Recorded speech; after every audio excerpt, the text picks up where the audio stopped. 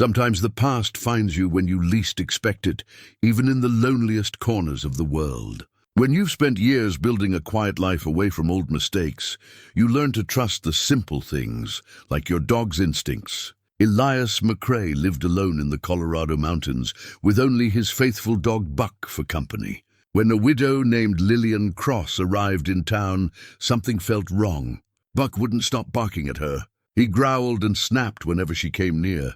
Elias found letters with fake names in her bags. A loaded gun. His own name written in a book of debts. This woman had traveled far to find him. She wasn't who she claimed to be. What secret from his past had finally caught up with him in these remote mountains? Before we jump back in, tell us where you're tuning in from. And if this story touches you, make sure you're subscribed, because tomorrow I've saved something extra special for you. The morning mist clung to the peaks like old memories, reluctant to let go. Elias McCrae stood on his cabin porch, coffee steaming in the thin mountain air, watching the sun paint the Colorado wilderness in shades of gold and amber.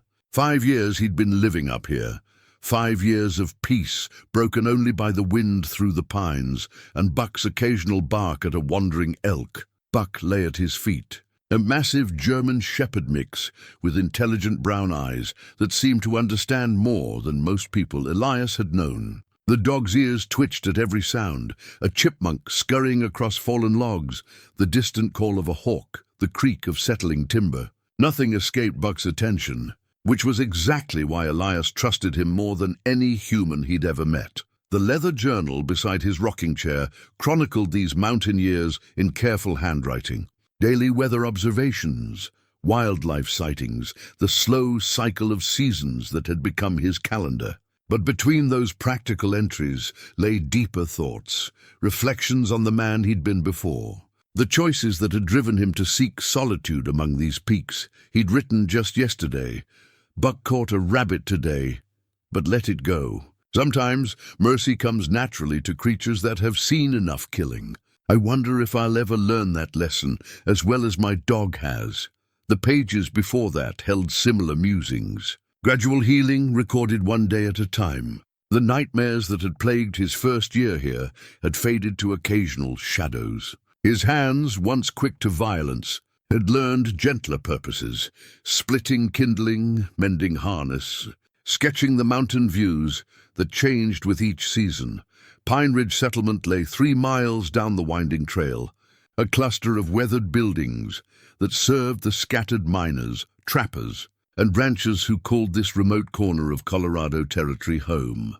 Elias made the journey once a month for supplies, always with Buck at his side, always keeping conversations brief and polite. The townspeople knew him as a quiet man who paid his debts and minded his own business. They respected his privacy, the way mountain folk understood the need for space. Old Pete Henderson ran the general store with his wife Martha, their faces creased by decades of high-altitude sun and wind. They'd stopped asking questions about Elias's past after the first year, accepting him as just another man seeking peace in the mountains. Doc Morrison, the settlement's physician and unofficial leader, had grey hair and gentle hands that had sewn up more mining accidents and hunting mishaps than he cared to count. Young Tom Bradley worked the livery stable, full of enthusiasm for the horses and stories of the outside world that came with traveling merchants. These were good people, simple people, who asked little of life beyond honest work and the freedom to live as they chose. Elias had grown fond of them in his quiet way, protective even. They represented something he'd thought lost forever, a community built on trust and mutual respect rather than fear and violence. The sound of approaching hoofbeats broke his morning reverie. Buck's head lifted, ears alert, a low rumble building in his chest. Unusual. Visitors to Pine Ridge were rare, and Buck's instincts had never steered them wrong. Elias set down his coffee and rested his hand on the dog's broad head, feeling the tension in those powerful muscles. Through the trees, a lone rider emerged on the main trail. Even at this distance, something seemed wrong. Buck's rumble deepened into a proper growl, his hackles rising. The dog had never reacted this way to any of the occasional travelers who passed through. Not the circuit preacher, Not the government surveyors, not even the rough-looking men who sometimes came seeking work in the mines. The rider was a woman. Elias realized as she drew closer, dressed in black, sitting her horse with practiced ease. Her clothing suggested mourning, but her posture spoke of strength rather than grief. As she passed below his cabin, she glanced up briefly. Even from this distance, her gaze felt calculating, measuring. Buck's growl turned into sharp, insistent barking. The woman's horse shied at the sound, and she had to fight to control the animal. Her reaction was telling. No fear, just annoyance, as if the dog's warning was an inconvenience rather than a surprise. "Easy, boy," Elias murmured, but he didn't try to silence Buck entirely. The dog's instincts had kept them both alive through 5 peaceful years. If Buck sensed danger in this woman, there was danger to be found. She continued toward Pine Ridge without looking back, but Elias remained on his porch long after she disappeared around the bend. Buck paced restlessly, occasionally stopping to stare down the trail where she'd vanished. The dog's agitation was unlike anything Elias had seen since their first days in the mountains. When Buck had been as haunted by memories as his master, an hour later, Elias made a decision that surprised even himself. He gathered his supplies for the monthly trip to town, even though he'd gone just 10 days ago. Buck needed no encouragement to join him, practically vibrating with nervous energy as they set out down the familiar trail. Pine Ridge looked the same as always, dusty Main Street. Handful of buildings clustered around the general store and saloon, horses tied to hitching posts while their owners conducted business. But something felt different. Conversation seemed more animated. Heads turned toward the small boarding house where strangers sometimes stayed the night. "Morning, Elias," Pete Henderson called from his store porch. "You hear about our visitor?" "Saw her ride past," Elias replied, keeping his tone neutral. Buck pressed close to his leg, still alert. "Widow Cross, she calls herself. Lillian Cross. Says her husband died in a mining accident down in New Mexico territory. Heading north to family in Denver, but her horse came up lame." Pete shook his head sympathetically. "Doc Morrison's looking at the animal now. Fine-looking woman, well-spoken. Educated, you can tell." Elias nodded politely, but Buck's continued agitation bothered him. The dog had never been wrong about people. Not once in 5 years. "She say anything else about herself?" "Not much. Keeps to herself mostly. Paid for 3 days at the boarding house, though she hopes to be gone sooner once her horse is sound." Pete studied Elias's face. "Something wrong? You look troubled. Just surprised, I suppose. Don't get many travelers this time of year." "That's true enough. Early for the spring trade routes, late for anyone running from winter weather." Pete scratched his beard thoughtfully. "Still seems harmless enough. Grief does strange things to people's travel plans." Elias spent the morning in town, conducting his usual business, but keeping his eyes open. Twice he caught glimpses of the woman, once through the boarding house window, once talking with Doc Morrison near the livery. Both times Buck's reaction was immediate and intense. The dog's hackles rose, his body language shifting into something Elias recognized from their dangerous past. A predator assessing a threat. During their second sighting, the woman noticed Buck's agitation. Instead of the fear or confusion most people showed when faced with a growling dog, her expression remained cool, calculating. She studied both dog and master with the same measuring gaze Elias had noticed on the trail. That afternoon, as Elias prepared to return to his cabin, Tom Bradley approached with obvious excitement. "Mr. McCrae, that widow lady was asking about you." Buck's ears snapped to attention. Elias kept his voice level. "What kind of questions?" "Nothing too particular. Just wondered who lived up the mountain trails. How long folks had been settled here. I mentioned you'd been around about 5 years, kept to yourself mostly. Hope that was all right." "That's fine, Tom. Did she say why she was curious?" "Said she might be interested in buying land hereabouts if the country suited her. Seemed like polite conversation to me."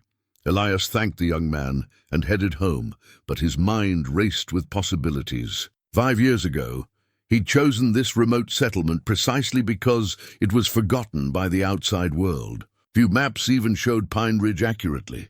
For someone to find him here by accident seemed unlikely. For someone to find him here and ask questions about him specifically seemed impossible, unless they'd been looking. That evening, Elias opened his journal to a fresh page and wrote, "A woman came to town today. Buck doesn't trust her, and neither do I. After 5 years of peace, I'd almost forgotten that some ghosts have long memories and patient hearts. Tomorrow, I'll learn what I can about Widow Cross. If she's truly just a traveler, Buck and I will apologize for our suspicion. If she's something else, we'll deal with that too." He closed the journal and looked out at the darkening mountains. Buck lay beside his chair, still alert, still watching the trail that led to town. Whatever tomorrow brought, they'd face it together, man and dog, united by trust forged through shared trials and 5 years of earned peace.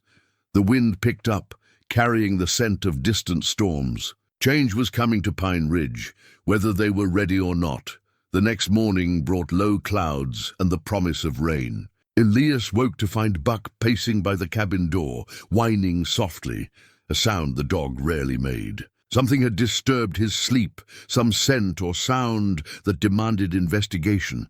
"What is it, boy?" Elias pulled on his boots and opened the door. Buck immediately trotted toward the tree line, nose to the ground, following a trail invisible to human senses. They hadn't gone 50 yards when Buck stopped beside a large pine, hackles rising. Fresh boot prints marked the soft earth, small, narrow prints that could only belong to a woman. Someone had been watching his cabin during the night, circling the clearing like a scout studying terrain. Elias knelt beside the clearest print. The sole showed a distinctive wear pattern, and the depth suggested someone moving carefully, deliberately. This wasn't a lost traveler or curious visitor. This was surveillance.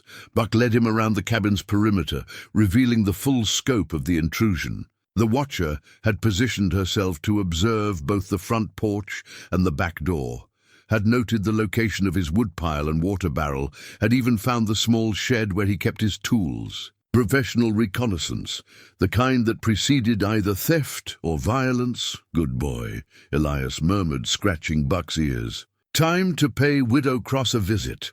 The ride to Pine Ridge took 40 minutes through increasingly heavy mist. Buck trotted alongside Elias's horse, alert and focused. No longer the relaxed mountain dog, but something closer to his former self. A creature bred for conflict. Trained to detect threats, the boarding house sat at the edge of town, a 2-story building with a wide porch and rooms that rented by the night. Mrs. Garrett, the elderly proprietor, was sweeping the front steps when Elias arrived. "Morning, Mr. McCrae. Early for your usual visit." "Morning, Mrs. Garrett. I was hoping to speak with your guest, Mrs. Cross. Is she available?" "Oh, she left before dawn. Said something about exercising her horse, testing the leg that's been troubling the animal." Mrs. Garrett paused in her sweeping. Seemed in quite a hurry for someone whose horse was supposedly lame. Elias felt a chill that had nothing to do with the mountain air. "Did she take anything with her?" "Just her saddlebags. Left the rest of her things in the room." Mrs. Garrett's expression grew concerned. "Is something wrong?" "You look worried." "Probably nothing. Mind if I wait inside for her return?" The boarding house parlor smelled of coffee and wood smoke. Elias settled into a chair near the window while Buck lay beside him, ears constantly moving, tracking sounds from outside. They didn't have to wait long. Lillian Cross returned within the hour, leading her horse at an easy walk, no sign of lameness anywhere. She moved with fluid grace, her riding dress practical rather than fashionable, her manner confident rather than grieving. When she saw Elias through the parlor window, her step never faltered, but something shifted in her expression. She entered the boarding house with a pleasant smile that didn't reach her eyes. "Mr. McCrae, isn't it? Tom Bradley mentioned you yesterday." "I'm Lillian Cross, ma'am." Elias touched his hat brim politely. Buck remained lying down but watched her with unblinking intensity. "What a beautiful dog. May I?" She extended her hand toward Buck, who immediately backed away with a low growl. "He's particular about strangers," Elias said. "Always has been.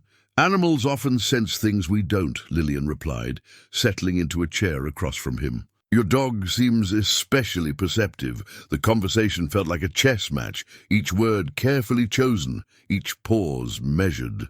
Elias decided to test her directly. Funny thing happened this morning. Found tracks around my cabin. Someone paid me a visit during the night. Lillian's expression remained pleasant, but her hands stilled on her lap. How concerning. I hope nothing was taken. Nothing to take, really. Just struck me as odd. We don't get many night visitors up in the mountains. Perhaps a wild animal. Bears, wolves, I imagine they're common in this region. Could be, Elias agreed. Though these tracks were made by riding boots. Size 5 or 6, I'd guess. Very distinctive sole pattern. The pretense dropped from Lillian's face like a discarded mask. The grieving widow disappeared, replaced by someone harder, more dangerous. Buck sensed the change immediately, rising to his feet with a rumbling growl. You're very observant, Mr. McCrae. 5 years in the mountains teaches a man to notice details. Question is, what were you looking for?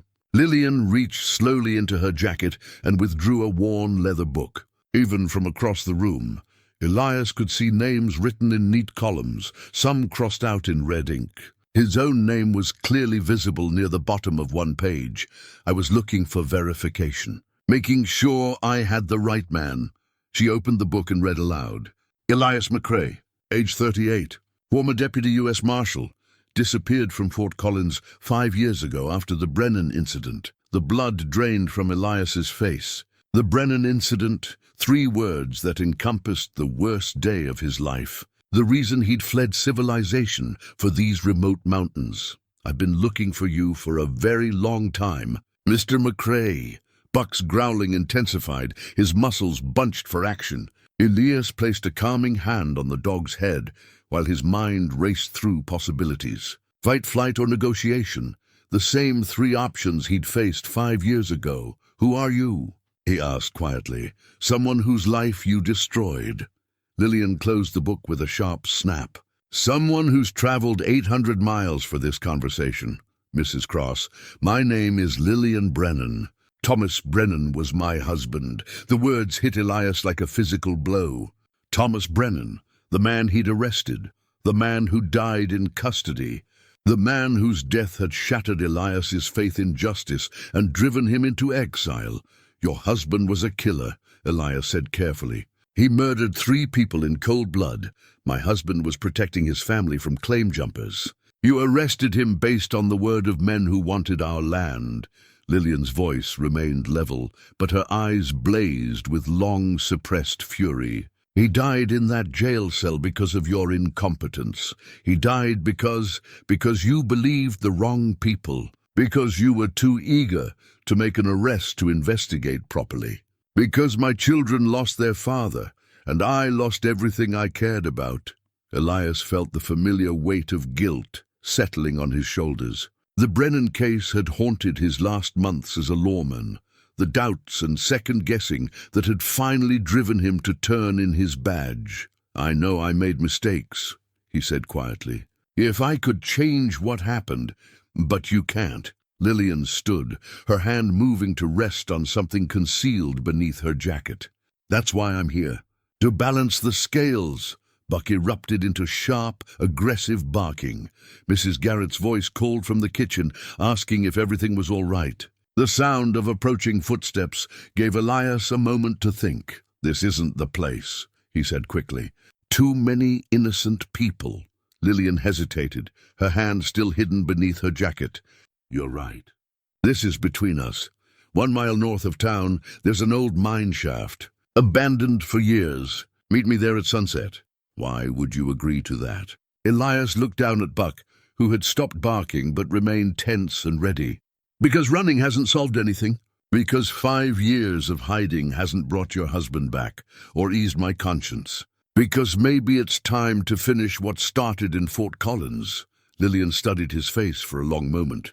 Sunset, then. Come alone. Just me and Buck. He goes where I go. She nodded curtly and gathered her things. Don't disappoint me, Mr. McCrae. I've waited too long for this. After she left, Elias sat in the parlor for several minutes, Buck pressed against his leg. 5 years of peace were ending, but perhaps it was time. Perhaps running from the past had only delayed the inevitable reckoning that was always coming. Mrs. Garrett appeared with coffee and concerned questions, but Elias made polite excuses and left for his cabin. He had preparations to make and decisions to consider. At sunset, the ghost of Thomas Brennan would finally be laid to rest one way or another. Back at his cabin, Elias stood before a section of floorboard that looked identical to all the others. Buck watched as his master pried up 3 planks with practiced efficiency, revealing a hidden compartment carved into the earth below. The cache held remnants of his former life, a Colt .45 revolver, boxes of ammunition, a deputy marshal's badge wrapped in oiled cloth, and a leather holster worn smooth by years of use. Items he'd hoped never to touch again, preserved against the day when his past might demand their service. Elias lifted the revolver with reverence and reluctance. The weight felt foreign after 5 years of splitting wood and tending to peaceful mountain tasks. His hands, once quick and steady with firearms, trembled slightly as he checked the cylinder and action. Muscle memory remained, but his heart wasn't in it. Buck whined softly, sensing his master's inner turmoil. The dog had witnessed Elias's transformation from a man of violence to a man of peace. This return to weapons represented a step backward, a surrender of hard-won tranquility. "I know, boy," Elias murmured, scratching Buck's ears. "I hoped we were done with this too." He strapped on the holster, the familiar weight settling against his hip like an old burden reclaimed. The badge he left in its wrapping, that part of his life was truly finished. But the gun might be necessary for what lay ahead. The afternoon hours crawled by with agonizing slowness. Elias tried to occupy himself with routine tasks, checking his traps, splitting kindling, repairing a loose board on the porch. But his mind kept returning to Thomas Brennan and the terrible weight of doubt that had driven him from civilization. He'd arrested Brennan based on witness testimony from 3 men who claimed to have seen the shooting. Open and shut case, the sheriff had called it. But something had felt wrong from the beginning. Inconsistencies in the witnesses' stories, Brennan's genuine shock at the accusations, the man's reputation as a peaceful farmer and devoted father. The doubts had grown stronger after Brennan's death in custody. Heart failure, the doctor had ruled, brought on by stress and poor health. But Elias knew the truth was more complex. Thomas Brennan had died of despair, knowing he'd been wrongly accused and would never see his family again. The subsequent investigation had vindicated Brennan posthumously. The 3 witnesses had been in debt to a cattle baron who wanted Brennan's water rights. Their testimony had been purchased with promises of land and money. By the time the truth emerged, Brennan was dead, his family scattered, and his ranch sold for debts. Elias had turned in his badge the day the real facts came to light. The weight of his mistake, the knowledge that an innocent man had died because of his poor judgment, had proven unbearable. He'd fled to these mountains seeking not just solitude, but absolution that never seemed to come. Now, Lillian Brennan had found him, carrying her husband's memory like a weapon forged from grief and righteous anger. Part of Elias understood her need for vengeance. If their positions were reversed, if someone's incompetence had destroyed his family, would he not feel the same burning need for justice? As the sun began its descent toward the western peaks, Elias made his final preparations. He loaded the Colt carefully, checked his pocket for extra cartridges, and pulled on the worn leather coat that had once been part of his uniform. Buck followed him to the stable, where his horse waited with patient eyes. The animal sensed tension, but trusted his master's judgment. Together, the 3 of them had survived many dangers in years past. Tonight would test whether they could survive one more. The ride to the abandoned mine took 30 minutes through increasingly shadowed forest. Buck ranged ahead, his senses alert for any sign of ambush or treachery. But the woods remained peaceful, disturbed only by the occasional call of a night bird or the rustle of small creatures in the underbrush. The mine shaft sat in a clearing carved from the mountainside, its entrance yawning like a mouth in the gathering darkness. Wooden support timbers, grey with age and weather, framed the opening. Rusted mining equipment lay scattered around the site, forgotten relics of dreams that hadn't panned out. Lillian was already there, standing beside her horse with the confidence of someone comfortable in dangerous places. She'd changed from her riding dress into more practical clothing, dark pants, boots suitable for rough terrain, a jacket that didn't restrict movement. The transformation was complete. The grieving widow had become something altogether more formidable. "I wasn't certain you'd come," she said, as Elias dismounted. "A man keeps his word, especially when he owes a debt." Elias left his horse ground-tied and walked into the clearing, Buck close beside him. "Though I have to ask, what happens after tonight? If you get your satisfaction, what then? Then I go home to my children and tell them their father's death has been answered. And if I convince you that vengeance won't bring him back or heal your pain." Lillian's hand moved to rest on the butt of a revolver holstered at her side. "Then we'll discover whether 5 years of mountain living has made you soft, Deputy McCrae." The formal title stung more than any insult. Elias had worked hard to leave that identity behind, to become simply a man who lived quietly and harmed no one. But some names once earned could never be fully shed. Buck's hackles rose as he sensed the approaching confrontation. The dog positioned himself between Elias and Lillian, his stance protective but not yet aggressive. Even now, he hoped for a peaceful resolution. "Your husband was innocent," Elias said quietly. "I know that now. The investigation after his death proved it. The men who testified against him were lying, bought and paid for by someone who wanted his land." "I know." Lillian's voice carried no surprise, only pain. "The truth came out 6 months too late to save him. Then you know I was as much a victim as he was. Used, manipulated, turned into a weapon against an innocent man. But you pulled the trigger, Deputy. You made the arrest. You believed their lies because it was easier than seeking the truth. The accusation hit home because it contained enough truth to wound." Elias had been young then, eager to prove himself, quick to accept evidence that supported a clean solution. He'd failed Thomas Brennan not through malice, but through inexperience and poor judgment. "You're right," he admitted. "I was careless with a man's life, and he paid the price for my mistakes. If I could trade places with him, I would." "Pretty words," Lillian replied. "But words don't raise the dead or comfort grieving children." She drew her revolver in one smooth motion, the barrel catching the last rays of sunlight filtering through the trees. Her grip was steady, her stance professional. This wasn't some grief-crazed widow seeking clumsy vengeance. This was someone who knew how to use a weapon and had the resolve to do so. Buck's growl deepened, but Elias raised a hand to keep the dog in place. Violence might be inevitable, but he wouldn't let Buck pay the price for his past mistakes. "5 years I've been planning this moment," Lillian said, her voice steady despite the magnitude of what she contemplated. "5 years of imagining the look on your face when you realized your reckoning had come. And now that the moment's here," Elias asked, "do you feel the satisfaction you expected?" For just an instant, uncertainty flickered across her features, but it passed quickly, replaced by renewed determination. "Draw your weapon, Deputy McCrae. Let's finish this the way it should have been finished 5 years ago." Elias made no move toward his weapon. Instead, he reached slowly into his coat pocket and withdrew a faded photograph, its edges worn from handling. He held it up so Lillian could see it in the dying light.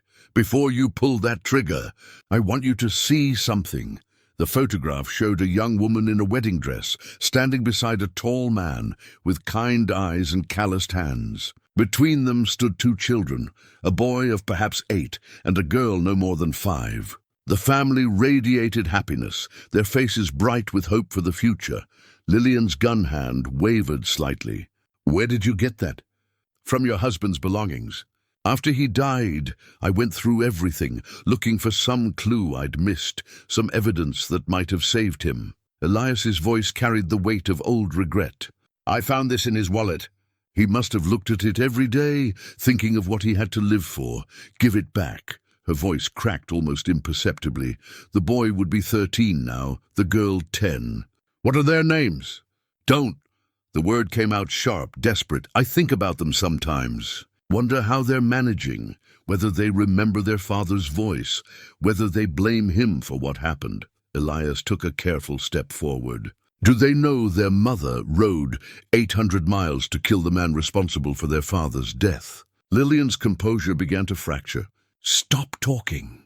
Thomas would have wanted them to remember him as a man who chose peace over violence, who built rather than destroyed.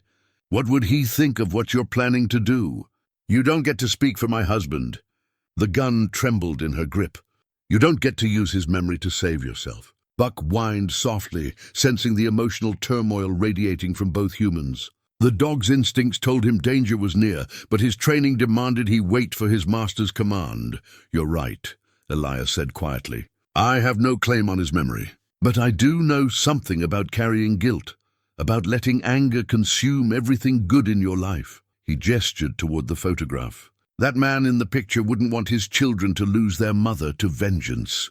Their mother died the day their father did. Lillian's voice was hollow now, emptied of everything but pain. I'm just the shell that's left behind. That's not true. The woman who raised 2 children alone, who traveled 800 miles through dangerous country, who tracked down a man everyone thought had vanished, that woman is very much alive. Your children need her. My children need justice for their father. No, Elias said firmly. They need their mother to come home. They need someone who can teach them that their father's goodness didn't die with him, that love is stronger than hate, that a family can survive even the worst tragedy. The gun lowered slightly, but Lillian's grip remained steady. Pretty words from a man trying to save his own skin. Maybe, but they're also true. Elias took another careful step forward. I won't draw on you, Mrs. Brennan. If you're determined to kill me, you'll have to shoot an unarmed man. Is that the story you want to tell your children? Buck's ears swiveled at the sound of approaching horses. Multiple riders, moving carefully through the trees. Elias's hand instinctively moved toward his weapon, but he forced himself to remain still. Expecting company? Lillian asked, her attention momentarily divided. No, you. The first rider emerged from the tree line, a hard-faced man with a badge pinned to his vest. Sheriff Morrison from Fort Collins, the man who'd pushed Elias to make the arrest that destroyed the Brennan family. Behind him came 2 deputies, their hands resting on their weapons. Well, well, Morrison called out, his voice carrying across the clearing. Lillian Brennan and the famous disappearing deputy. Saves me the trouble of hunting you both down separately. Lillian spun to face the new threat, her gun swinging away from Elias. What are you doing here, Morrison? Cleaning up loose ends. You've caused quite a stir, tracking down poor Deputy McCrae here. Started people asking questions about the Brennan case again, digging into things that are better left buried. Elias felt pieces of a puzzle clicking into place. You knew about the false witnesses, about who really wanted Brennan's land. You knew all along. Morrison smiled without warmth. Of course I knew. Who do you think arranged the whole thing? Samuel Crawford paid good money for that water rights, and I made sure he got them. You killed my husband, Lillian whispered, her face pale with shock. I killed a problem. Your husband wouldn't sell his land, wouldn't be reasonable about progress and development. Sometimes the greater good requires difficult decisions. Buck's growl became a snarl. The dog sensed the shift in threat assessment. These men represented danger to both his master and the woman they'd come to meet. Crawford's dead now, Morrison continued conversationally. Heart attack last winter. But his son inherited the business and the need for discretion. Can't have witnesses to old arrangements walking around stirring up trouble.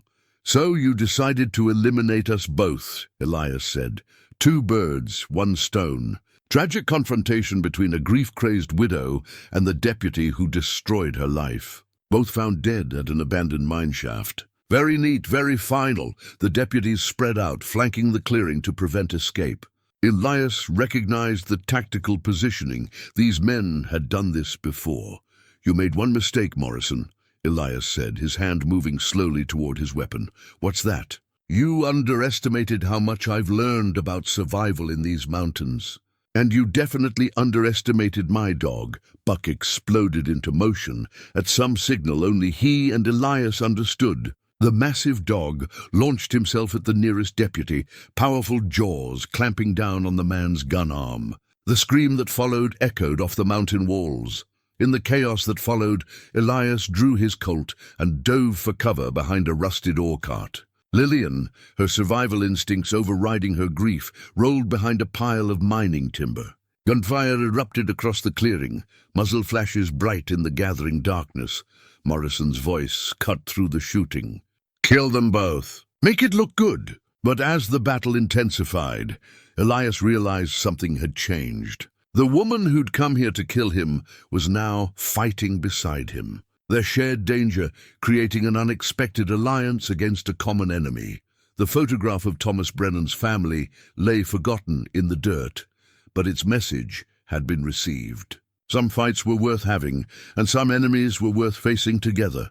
Buck released the wounded deputy and bounded back to Elias's side, his muzzle bloody but his eyes alert. The injured lawman clutched his mangled arm, no longer a threat but screaming loud enough to wake the dead.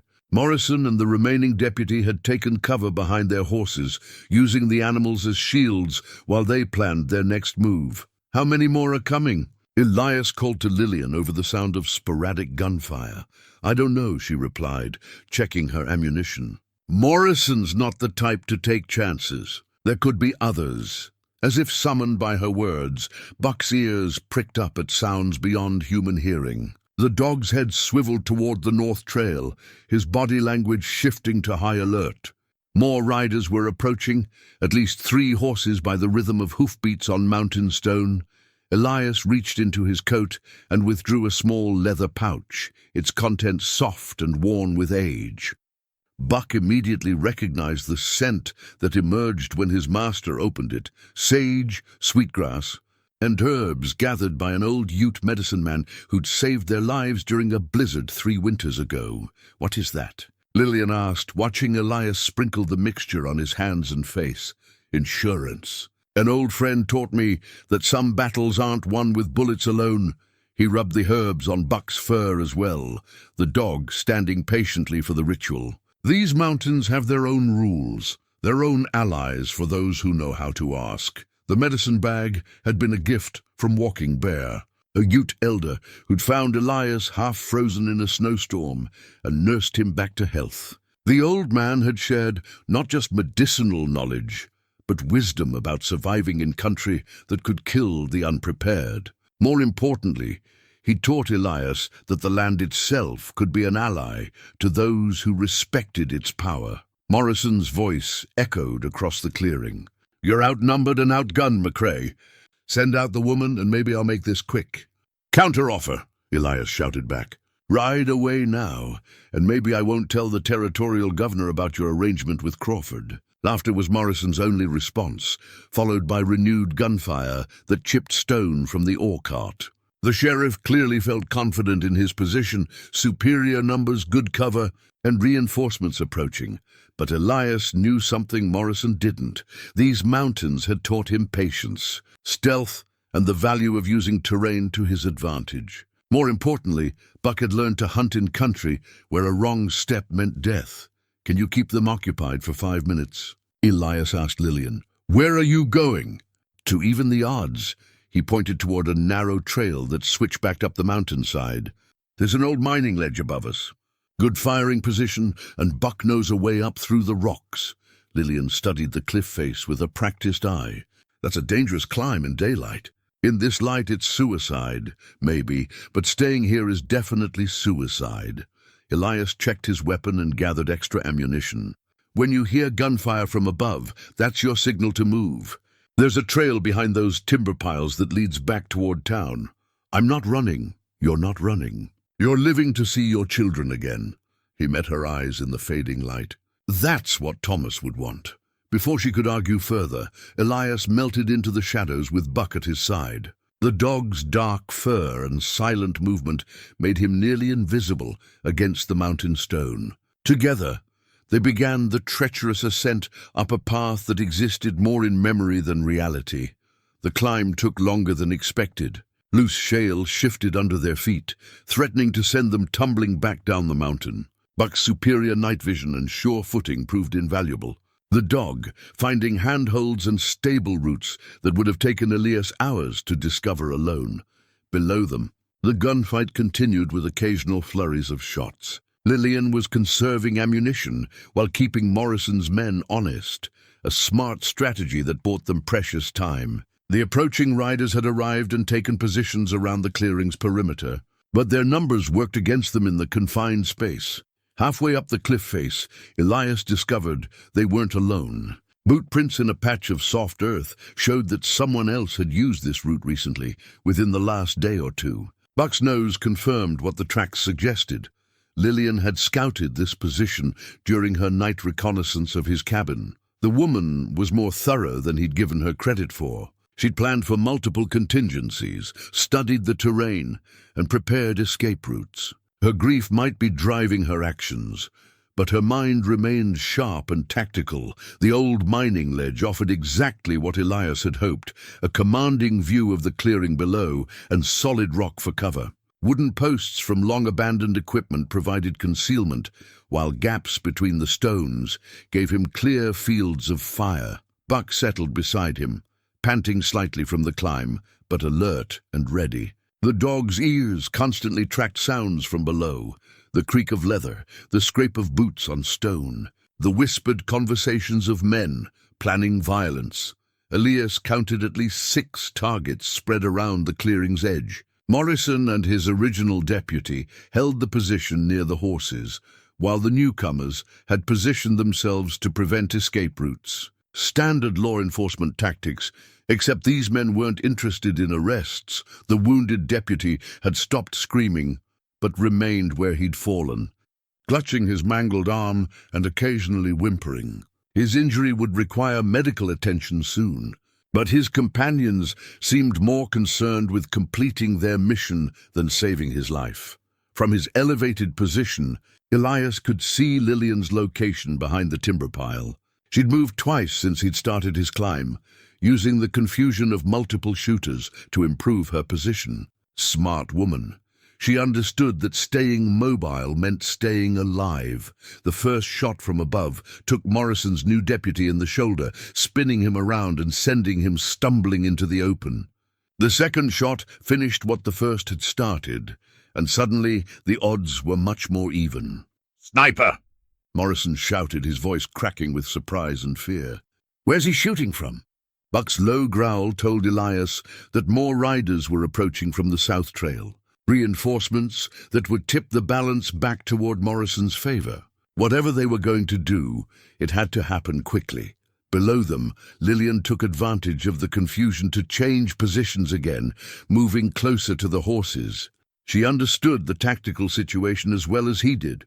Mobility was about to become crucial for survival. The new riders burst into the clearing with weapons drawn, expecting to find Morrison in control of the situation. Instead, they rode into a crossfire between Elias's elevated position and Lillian's mobile defense among the mining equipment. The lead rider's horse reared as gunfire erupted around them, throwing its rider hard against a pile of rusted iron.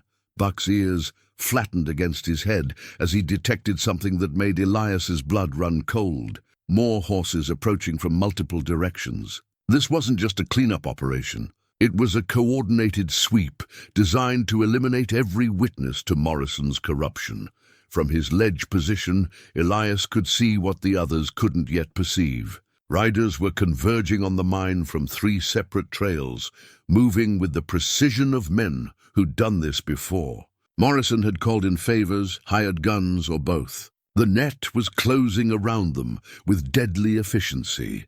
Elias touched the medicine bag at his belt, remembering Walking Bear's words about the mountain's hidden strengths. The old Ute had taught him that survival sometimes required thinking like prey rather than predator, using stealth, patience, and the land itself as weapons. "Buck," he whispered, and the dog immediately focused on him. "Find the trail back to Pine Ridge. Show Lillian the way out." The dog whined softly, reluctant to leave his master's side. They'd never been separated during danger, never faced threats alone. But this time was different. This time, one of them needed to ensure that truth survived, even if they didn't. "Go!" Elias commanded, pointing toward the rocks where Lillian was pinned down. "Protect her. Lead her home." Buck hesitated for one heartbreaking moment, then bounded down the cliff face with the sure-footed grace that had carried them through countless dangers. Elias watched his faithful companion disappear into the shadows. Knowing he might never see the dog again, alone on the ledge, Elias studied the tactical situation with the cold assessment he'd learned as a lawman. 6 men below, at least 4 more approaching from different directions. Limited ammunition for himself and Lillian. No backup, no cavalry riding to the rescue, but the mountain offered advantages that Morrison's men couldn't see.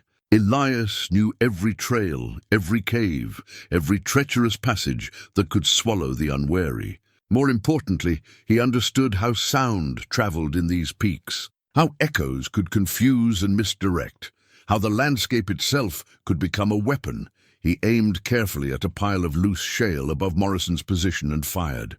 The bullet struck stone and ricocheted with a sharp whine, sending a cascade of rocks tumbling into the clearing. Morrison and his deputy scrambled for different cover, their coordination disrupted by the unexpected geological assault. Below, Buck had reached Lillian's position.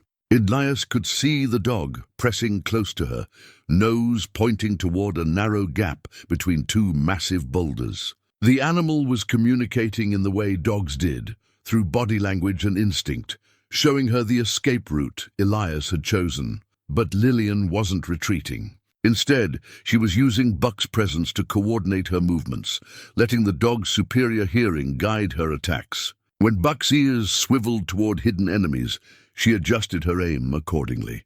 They were becoming a team, united by their shared trust in Elias's judgment. The approaching riders were closer now, their voices carrying through the thin mountain air. Elias caught fragments of conversation, orders to surround the clearing, instructions to take no prisoners, promises of payment for a job completed quietly. Morrison's voice rose above the others. "Burn them out! We'll tell folks it was an accident. All mining equipment leaked gas, tragic explosion. No one will question it." Elias realized with growing horror that Morrison intended to destroy the entire site. The man wasn't just eliminating witnesses. He was erasing evidence, creating a story that would explain away multiple deaths and close the Brennan case forever. The first torch appeared at the clearing's edge, a bright flame that would soon become an inferno among the dry timber and abandoned equipment. Elias had perhaps minutes before the fire made escape impossible for anyone trapped below. He began moving along the ledge, using whatever cover the old mining works provided. His goal was a wooden support structure that held up part of the cliff face, weakened by years of weather, but still supporting tons of loose rock. If he could bring it down at the right moment, it might create enough chaos for Lillian and Buck to escape. The plan required him to get closer to Morrison's men, to expose himself to their gunfire, while he positioned the shots that would trigger the rock slide. It was desperate, probably suicidal, but it might give the others a chance. As he moved, Elias thought about the journal he'd left at his cabin, the record of 5 peaceful years that had given him back his humanity. Someone would find it eventually, might even understand why a former lawman had chosen exile over continuing to serve a corrupt system. But more than that, he thought about the photograph of Thomas Brennan's family, children who deserved to know that their father's death hadn't been meaningless, that someone had finally stood up to the men who destroyed their lives. The torchbearers were spreading out now, creating a ring of fire that would soon engulf the entire clearing. Elias could see Lillian and Buck moving toward the escape route, but they were running out of time. The flames were spreading faster than anyone could run, fed by dry timber and old mining oils that had soaked into the ground over decades. Elias reached the support structure and began placing his shots with surgical precision. Each bullet weakened a critical joint, stressed a load-bearing beam, added pressure to a system already strained by time and weather. The first beam gave way with a crack like thunder. Then the second, The entire cliff face shuddered as tons of loose stone began to shift, seeking new equilibrium. Morrison's men looked up in growing alarm as they realized what was happening above them. "Run!" Elias shouted down to Lillian, though he knew his voice would be lost in the growing rumble of falling rock. But Buck heard him. The dog's ears perked up at his master's call, and the animal immediately began herding Lillian toward the escape route with the urgency that only dogs could communicate. They disappeared into the gap between boulders just as the mountainside began to collapse. The rock slide that followed would be heard for miles, a geological punctuation mark that ended Morrison's conspiracy with the finality of natural justice. The dust from the rock slide hung in the air like a shroud, turning the clearing into a moonscape of scattered boulders and splintered timber. Elias picked his way down from the ledge, his ears ringing from the thunderous collapse. Searching for any sign of survivors among the rubble, he found Morrison pinned beneath a fallen beam, conscious but badly injured. The corrupt sheriff's leg was twisted at an unnatural angle, and blood seeped from a gash on his forehead. His eyes held the glassy look of a man facing his own mortality. "Should have minded your own business, McCrae," Morrison gasped, his voice weak but still carrying venom. "Maybe, but someone had to stop you from destroying more innocent lives." Elias knelt beside the injured man, his medical training from his martial days taking over despite his personal feelings. "Innocent?" Morrison laughed bitterly, the sound turning into a cough that brought up blood. "You still don't understand, do you? Still playing the righteous lawman even after all these years?" Elias paused in his examination of Morrison's injuries. Something in the man's tone suggested depths of corruption he hadn't yet fathomed. "What are you talking about? Thomas Brennan wasn't the victim you think he was." Morrison's eyes focused with painful clarity. "Check my vest pocket, left side.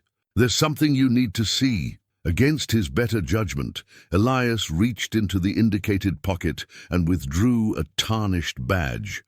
Not a sheriff's star, but something else entirely. The metal was old, worn smooth by handling, with an inscription that made his blood run cold.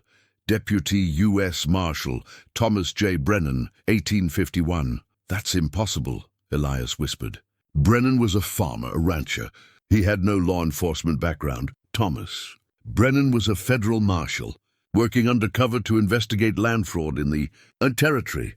Morrison's voice grew stronger as he saw the shock on Elias's face.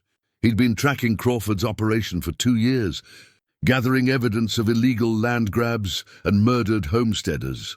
The badge felt heavy in Elias's palm, its weight carrying implications that reframed everything he thought he knew about the case. If he was a marshal, why didn't he identify himself when I arrested him? Because his cover was blown. Someone had warned Crawford that a federal agent was getting close. Brennan knew that revealing his identity would mean a bullet in the back before he could testify.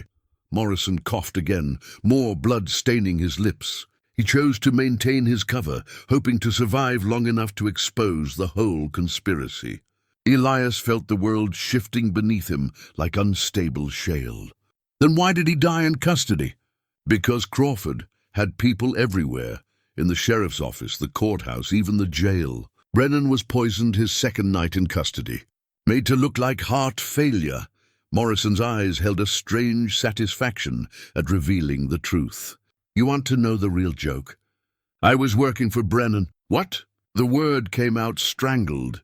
"I was his local contact, his source inside the sheriff's department. When you arrested him, I thought it was part of some deeper plan. I kept waiting for the signal to break him out, to reveal our operation."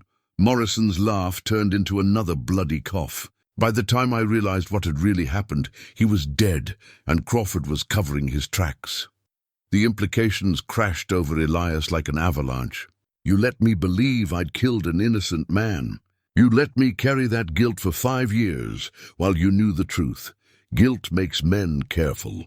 I needed you gone, away from the investigation, before you stumbled onto something that would expose my role."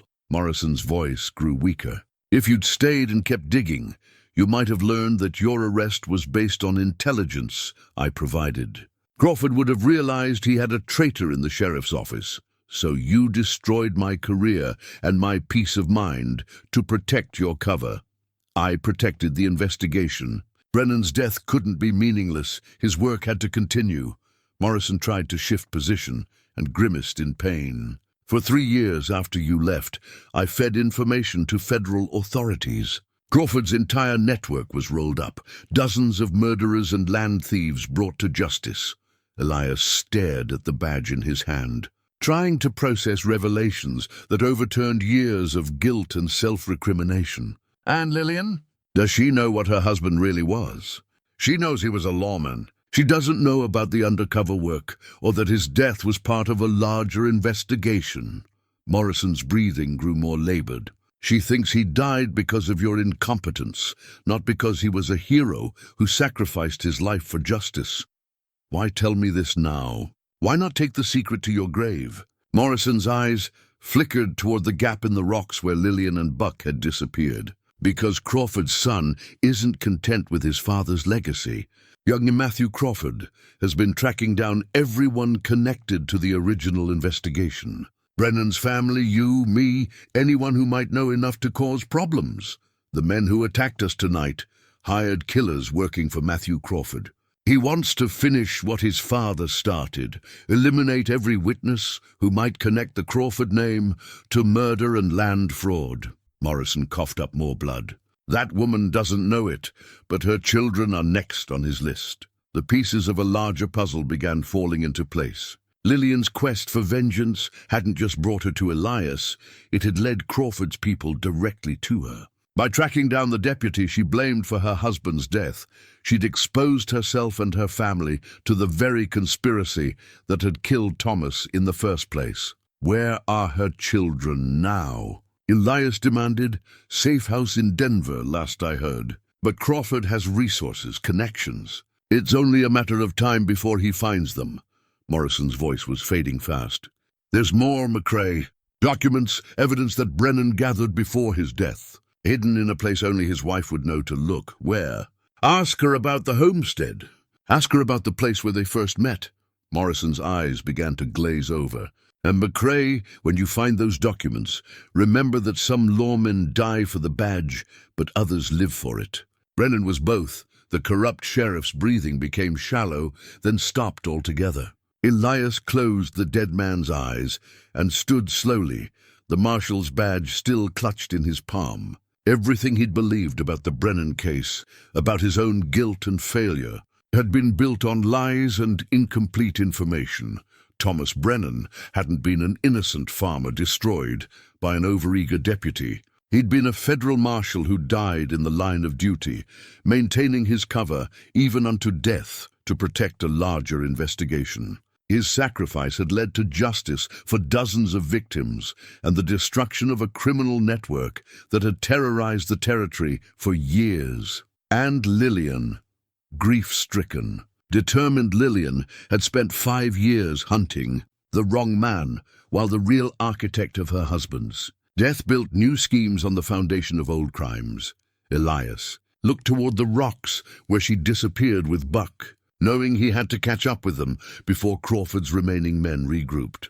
But first, he had to figure out how to tell a woman that everything she believed about her husband's death was wrong, and that her quest for vengeance had inadvertently placed her children in mortal danger. The badge caught moonlight as he tucked it into his pocket, its weight a reminder that some truths were worth dying for, and others were worth living to reveal.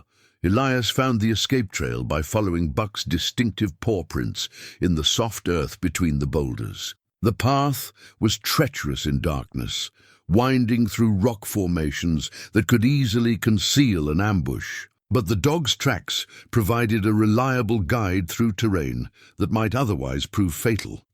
He caught up with them 2 miles from the mine site, in a small clearing where Lillian had stopped to tend to Buck's injured paw. The dog had cut his pad on sharp stone during their escape, and she was carefully wrapping the wound with strips torn from her own shirt. "Your dog saved my life," she said, without looking up as Elias approached. He knew exactly where to go, how to avoid the worst of the rockfall. Buck's got good instincts about survival. Elias replied, settling beside them. "We need to talk, Mrs. Brennan, about your husband, about what really happened 5 years ago." "I know what happened. You arrested an innocent man, and he died because of it." Elias withdrew the marshal's badge from his pocket, its metal surface catching starlight. "Your husband wasn't just innocent. He was a federal marshal working undercover to expose Crawford's land fraud operation." Lillian's hands stilled on Buck's bandage, her eyes fixed on the badge with an expression of shock, confusion, and dawning recognition. "That's impossible." "Thomas never said anything about being a lawman because his life depended on maintaining his cover. He was investigating a conspiracy that had already killed dozens of homesteaders. If Crawford had learned his true identity, he would have been murdered immediately," Lillian finished, her voice barely above a whisper. "Oh God, Thomas, what were you thinking?" "He was thinking about justice for families like yours, about stopping men who killed for profit and power." Elias explained Morrison's revelations, watching her face as the implications sank in. "Your husband died a hero, Mrs. Brennan. His sacrifice led to the arrest of dozens of criminals and saved countless lives." Lillian took the badge with trembling hands, turning it over to read the inscription. "Thomas J. Brennan, 1851. He would have received this the year before we met." Her voice carried wonder and pain in equal measure. "All those times he disappeared for days at a time, claiming he was checking the cattle on distant pastures. He was really gathering evidence, meeting with other federal agents, building the case that would eventually destroy Crawford's network." Elias watched her carefully, knowing the next revelation would be even harder to bear. "Mrs. Brennan, there's more. Crawford's son is continuing his father's work. He's been tracking down everyone connected to the original investigation, including my children," she said quietly, understanding immediately. Morrison believed they're in immediate danger. "We need to get to Denver, warn whoever's protecting them." Elias stood and offered her his hand. "But first, Morrison mentioned something about documents your husband hid, evidence that might be crucial to stopping Matthew Crawford permanently." Lillian rose slowly, still clutching the badge. "The homestead. Thomas always said if anything happened to him, I should look in the place where we first met." Her eyes grew distant with memory. "There's an old oak tree by the creek where he proposed. He carved our initials in the bark, said that tree would outlive us both." "How far from Pine Ridge?" 15 miles south, near the old Butterfield stage route. "But Elias—" She stopped, using his first name for the first time. "If Crawford's men are hunting us, riding back to the homestead could be a trap?" "Could be. But if your husband's evidence can stop this conspiracy once and for all, it's worth the risk." Elias checked his remaining ammunition, 6 bullets for his Colt, and no way to get more until they reached civilization. "Besides, Buck and I know these mountains better than any hired killers from the city." Buck's tail wagged weakly at the sound of his name, though the dog remained lying down to rest his injured paw. The faithful animal's loyalty had never wavered, even when faced with danger that would send most creatures fleeing for their lives. "We'll need to travel carefully," Elias continued. "Crawford's men might have regrouped by now, and they'll be looking for us on all the main trails." He studied the night sky, noting the position of the stars. "If we stick to the high country and avoid the obvious routes, we might reach the homestead before dawn." Lillian secured the marshal's badge inside her jacket, handling it with the reverence due a sacred relic. Thomas would want his children to know the truth about what he was fighting for, and he'd want them safe from the men who killed him. "Then we'd better get moving. Can Buck travel with that injured paw?" As if in answer, the dog struggled to his feet and took a few tentative steps. He favored the injured paw, but could clearly manage the journey if they kept to a reasonable pace. They gathered their few remaining supplies and began the long trek toward the Brennan homestead, following game trails and mining paths that few humans had ever traveled.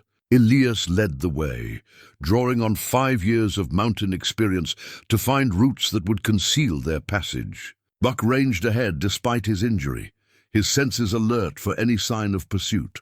The journey gave them time to talk, to fill in gaps in their respective stories. Lillian spoke of Thomas's mysterious absences, his occasional returns with unexplained injuries, his growing tension in the months before his arrest. Details that made sense only in light of his true profession. He was protecting us by keeping us ignorant, she realized. If Crawford's people had suspected we knew about the investigation, they would have eliminated your entire family to be safe, Elias confirmed. Your husband's secrecy saved your lives, but it cost him his own. Lillian's voice carried a mixture of pride and sorrow. All this time I thought he died for nothing, that his death was just a tragic mistake. Learning that he died as a lawman, fighting for justice, it changes everything. They reached the crest of a ridge that offered a view of the valley below. In the distance, the abandoned Brennan homestead sat dark and silent under the stars. No lights, no movement, no sign of human presence. But Elias's trained eye caught something that made him pause. "What is it?" Lillian asked, following his gaze. "Horses. 3 of them, grazing in that meadow behind your old barn." He pointed toward barely visible shapes in the darkness. "Someone's there ahead of us." Buck's hackles rose as he scented the wind. The dog's growl confirmed what Elias's eyes had detected. They weren't alone in seeking whatever Thomas Brennan had hidden at his homestead. Crawford's men. Lillian whispered, "Has to be." The question is how they knew to look there.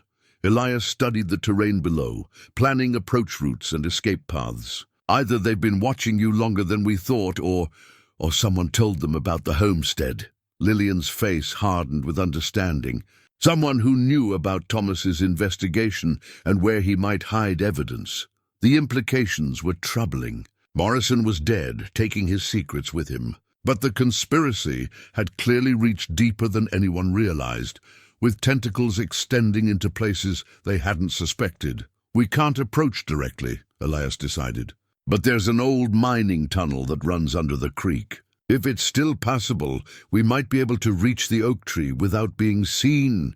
And if it's not passable, then we find another way. Your children's lives depend on getting that evidence before Crawford's people destroy it." Elias checked his weapon one final time. "Your husband died to protect the truth, Mrs. Brennan. We're not going to let his sacrifice be in vain." They began the descent toward the homestead.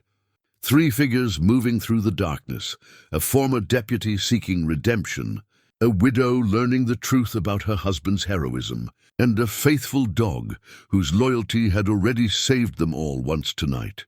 The mining tunnel entrance lay hidden beneath a tangle of wild blackberry vines, barely visible even to someone who knew where to look. Elias pushed aside the thorny growth carefully, revealing a dark opening that exhaled the musty scent of abandoned earth. "How did you know about this?" Lillian whispered as they prepared to enter. "Thomas showed it to me during the investigation. He mentioned it was how he moved around the property without being seen." Elias struck a match, illuminating rough-hewn walls that disappeared into blackness. "The tunnel runs under the creek bed and comes up near the old oak tree." Buck sniffed at the tunnel entrance and whined softly. The dog's reluctance was understandable. Confined spaces offered no escape routes if they encountered trouble underground. But surface approach would mean certain detection by Crawford's men. "Stay close," Elias murmured, lighting a second match as the first burned down to his fingers. "And try not to think about how much rock is hanging over our heads."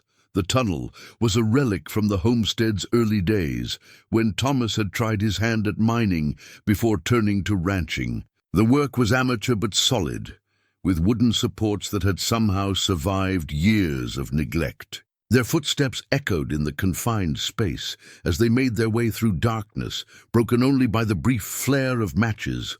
Halfway through the tunnel, Buck's ears pricked up at sounds that didn't carry to human hearing. The dog's body language shifted to high alert, his injured paw forgotten in the face of approaching danger.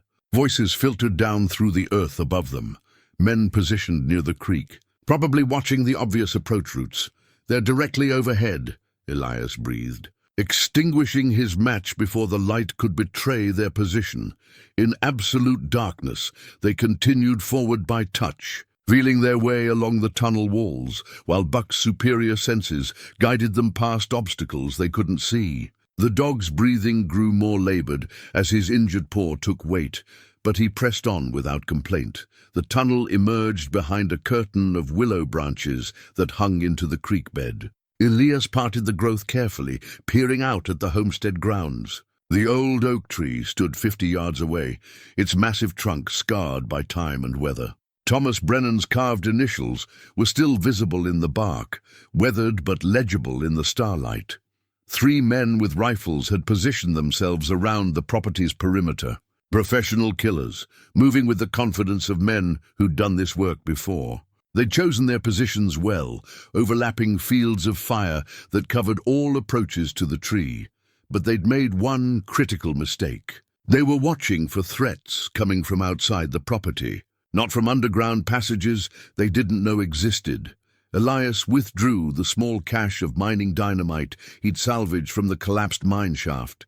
2 sticks wrapped in oiled paper, with fuses cut to different lengths. Not much explosive power, but enough to create the confusion they'd need.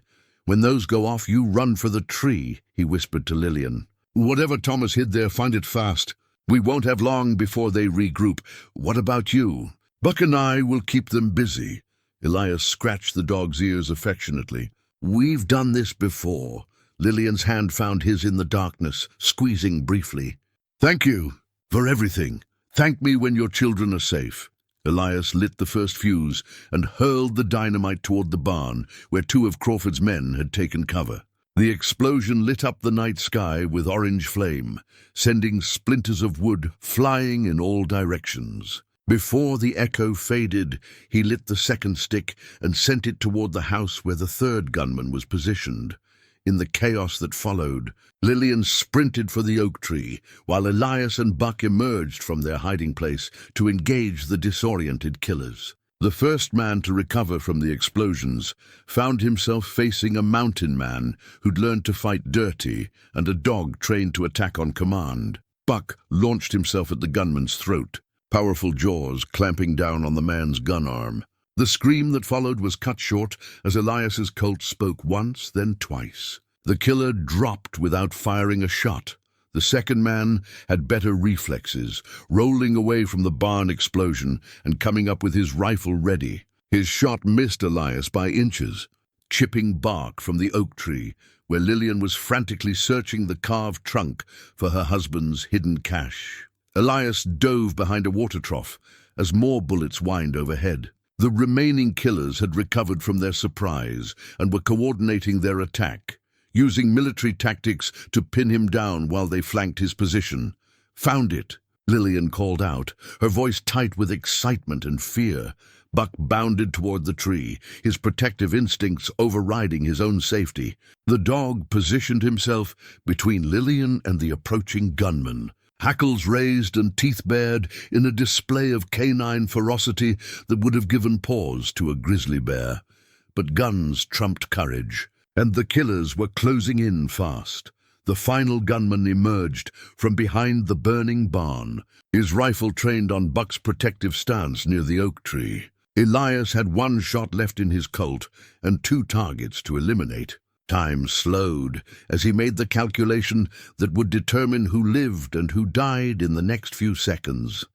From her position at the tree's base, Lillian pulled a small signal mirror from the hollow Thomas had carved behind their initials, the same type marshals used for long-distance communication across open territory. She angled it to catch starlight and flashed a desperate message toward Elias. "Ready." The mirror's reflection caught the attention of the nearest gunman, drawing his aim away from Buck for the crucial instant Elias needed. His last bullet took the man's center mass, dropping him before he could fire. But the remaining killer had a clear shot at both Lillian and the dog. Buck sensed the threat and made his choice. The faithful animal launched himself directly at the gunman's position, not seeking to attack, but to shield the humans he'd sworn to protect. The rifle cracked once, its sound echoing across the homestead valley. Buck stumbled mid-leap, dark blood staining his fur, but his momentum carried him into the gunman's legs. Both dog and man went down in a tangle of limbs and snarling fury. The rifle flew from the killer's hands, landing several yards away in the creek. Elias reached the struggle as Buck's jaws found the gunman's throat. The dog's strength was fading fast from his wound, but his grip remained locked with the determination of a creature defending his pack. The killer thrashed wildly, trying to break free, but Buck held on until the man's movement stopped entirely. "Easy, boy," Elias whispered, kneeling beside his injured companion. "You did good. You did real good." Buck's tail made one weak attempt at wagging before the dog collapsed, his breathing shallow and labored. The bullet had taken him high in the chest, missing vital organs, but causing severe blood loss. Without immediate medical attention, the faithful animal wouldn't survive the night. Lillian approached with Thomas's hidden documents clutched against her chest, a leather portfolio filled with papers that represented 5 years of undercover investigation. Her face was pale with shock at the violence that had erupted around the peaceful homestead where she'd once been happy. "We need to get Buck to Doc Morrison in Pine Ridge," she said. "Urgently. Doc Morrison's 3 hours away." "Buck doesn't have 3 hours." Elias cradled the dog's massive head in his lap, feeling the life ebbing from his oldest friend. "But maybe we can get these documents to someone who can use them. What about the Territorial Marshal's office in Denver?" Thomas had contacts there, people he trusted. Lillian opened the portfolio carefully, revealing pages of meticulous handwriting, maps, and sketched portraits of known criminals. "This is everything: names, dates, locations of unmarked graves. Evidence that could hang a dozen men." Buck's breathing grew more labored. The dog's eyes, still alert despite his injuries, tracked between Elias and Lillian, as if ensuring his pack remained together. His duty was nearly finished, but he would hold on until he was certain they were safe. "There's something else," Lillian said softly, withdrawing a final document from the portfolio's inner pocket. "A letter addressed to me. Thomas wrote it before his last mission." She unfolded the paper with trembling hands and read aloud by the light of the burning barn.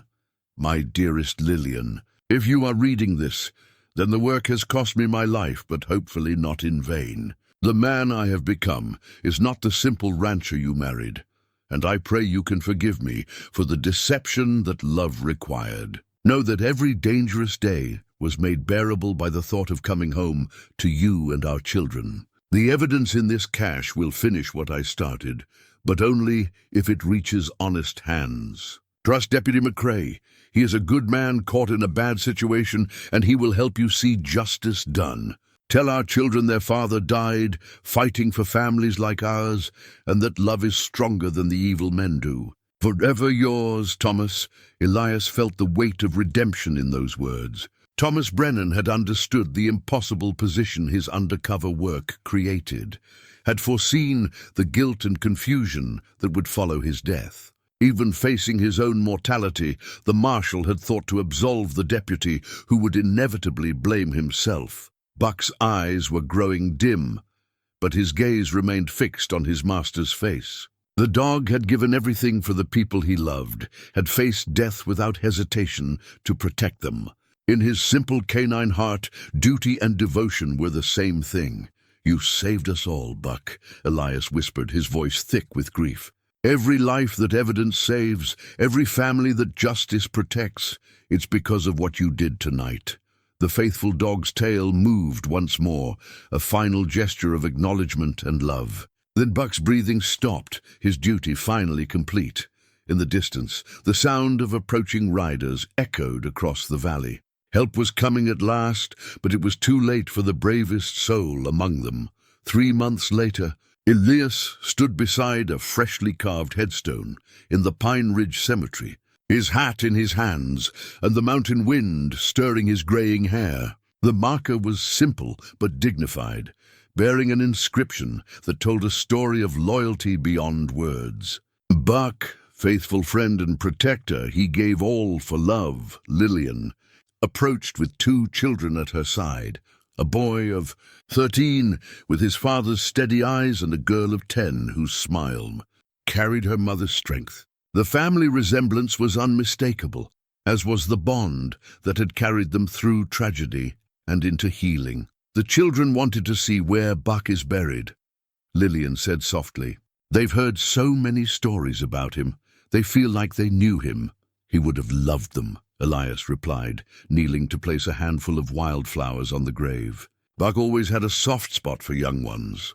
The boy, whose name was Samuel, stepped forward with the solemnity of someone growing into his father's legacy. "Mr. McCrae, Mama says Buck died protecting the evidence that put the bad men in jail. Is that true?" "It's true.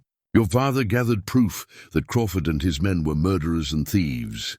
Buck made sure that evidence reached the right people, even though it cost him his life. Like Papa did," the girl Mary said quietly. "Mama told us Papa was a secret lawman who died fighting bad men too." Elias nodded, his throat tight with emotion. "Your father was the bravest man I ever knew. He spent 2 years living a dangerous lie to protect families like yours from men who thought they could kill and steal without consequences." The territorial court trials had been swift and decisive. Thomas's documented evidence, combined with Morrison's files and testimony from surviving witnesses, had dismantled the Crawford organization completely. Matthew Crawford now sat in federal prison awaiting execution, along with 6 of his associates. The murdered homesteaders had finally received justice, and their families' compensation from the Crawford estate. But the real victory was standing before him. 2 children who would grow up knowing their father had died a hero, not a victim of incompetence and corruption. "Mr. McCrae," Lillian said, "there's something we wanted to give you." She withdrew a small wooden box from her bag, its surface worn smooth by careful handling. Inside, nestled in faded velvet, lay Thomas Brennan's Marshal badge, the same badge that had revealed the truth and changed everything. "Thomas would want you to have this," she continued. "He wrote in his letter that you were a good man, caught in a bad situation. Now that the situation is resolved, maybe it's time for the good man to remember who he was meant to be." Elias lifted the badge carefully, feeling its familiar weight. For 5 years, he'd hidden from his identity as a lawman, convinced that his failure had disqualified him from wearing any badge. But Thomas's final letter had offered something more precious than gold: forgiveness, and the understanding that even good men could be deceived by evil ones. "The territorial governor has offered you Morrison's old position," Lillian said. "Sheriff of Fort Collins, with jurisdiction over the entire northern district. The job comes with a house in town and a good salary." "I've been living alone in the mountains for 5 years," Elias replied. "Not sure I remember how to be around people." "You'd learn again. You'd have help, good deputies who aren't on anyone's payroll except the territories." Lillian's expression grew earnest. "The children and I are moving back to Fort Collins. They need proper schooling, and I need to be near Thomas's grave. We'd like to know you're there, keeping the peace the way he would have wanted." Samuel stepped closer, his young face serious. "Would you really be our sheriff, Mr. McCrae? Would you make sure no more bad men hurt families like they hurt ours?" The question pierced straight to the heart of what Elias had lost when he fled to the mountains: purpose, connection, the chance to serve something larger than himself.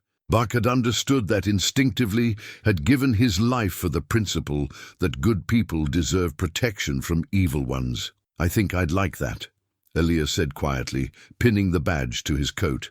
"I think Buck would have liked it too." Mary clapped her hands together with delight. "Can we visit you sometimes? Mama says you have the best stories about Papa and the mountains. Any time you want. I'll always have time for Thomas Brennan's children." As the family prepared to leave for their new life in Fort Collins, Elias remained beside Buck's grave for a few more minutes. The dog's sacrifice had saved more than just evidence. It had restored faith, healed guilt, and proven that love and loyalty could triumph over hatred and corruption. The mountain wind carried the scent of pine and wildflowers, reminding him of peaceful mornings on his cabin porch. Those days weren't entirely lost. They'd become part of who he was now, a man who understood both solitude and community, both peace and justice. "Well, boy," he said to the silent grave, "looks like we're going back to work. Different badge, same purpose, protecting folks who can't protect themselves." A hawk circled overhead, its cry echoing off the mountain peaks. Somewhere in that sound, Elias heard an echo of Buck's bark, alert, protective. and utterly devoted to the people he'd sworn to serve. The badge on his chest caught the afternoon sunlight as he walked away from the cemetery, ready to begin the next chapter of a life redeemed by sacrifice and made meaningful by love. Behind him, the carved headstone stood as a monument to the simple truth that some bonds transcend death and some loyalties echo through eternity.